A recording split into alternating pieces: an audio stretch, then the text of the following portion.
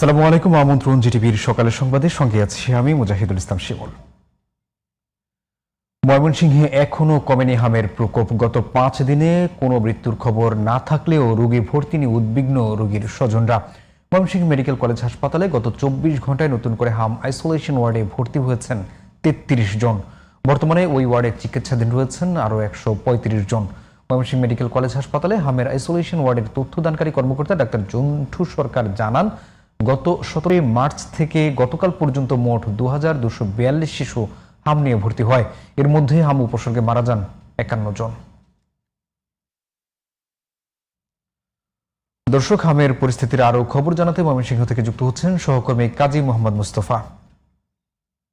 মুস্তফা, ময়মনসিংহে হাসপাতালগুলোতে রোগীদের কেমন দেখছেন আর সেখানকার হামের সার্বিক পরিস্থিতি সম্পর্কে জানাবেন আমাদের। যেমনটি বলছিলেন, আমি এই মুহূর্তে ময়মনসিংহ মেডিকেল কলেজ হাসপাতালের ইমার্জেন্সির সামনে। আপনাকে জানিয়ে রাখি, গত 24 ঘন্টায় নতুন করে 33 জন আইসোলেশন ওয়ার্ডে ভর্তি হয়েছে, এটা সাথে শুনেছিলেন, এবং 135 জন এখন চিকিৎসাধীন রয়েছে।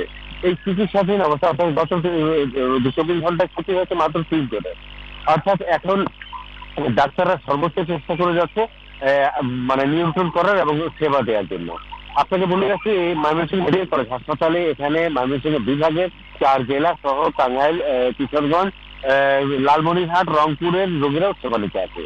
1000 শয্যার এই হাসপাতাল থেকে চিকিৎসা নেয় আপনার 2 গুণ, 3 গুণ এবং 4 গুণ রোগীও এখানে চিকিৎসা নেয়।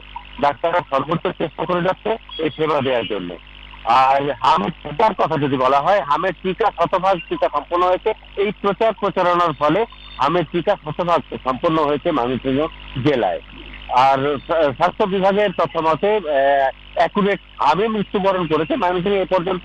ময়মনসিংহ মেডিকেল হাসপাতালে হাম আইসোলেশন ওয়ার্ডে 17 মার্চ থেকে এ পর্যন্ত 51 জনের মৃত্যু হয়েছে। অর্থাৎ হাম উপসর্গে মৃত্যু হয়েছে, অ্যাকুরেট হামে মৃত্যুবরণ করেছে এমন তথ্য নেই। তাদের আলাদা বিভিন্ন রোগ ছিল, নিউমোনিয়া, শ্বাসকষ্ট এবং অন্যান্য রোগে তাদের মৃত্যু হয়েছে। আর ডাক্তাররা সর্বোচ্চ চেষ্টা করে যাচ্ছে। রোগীরা উদ্বিগ্ন, ভর্তির ভিত্তি থেকে রোগীরা বেশ উদ্বিগ্ন অবস্থায় আছে আর চেষ্টা করে যাচ্ছে। এই হচ্ছে ময়মনসিংহের সর্বশেষ। মুস্তফা, আপনাকে ধন্যবাদ।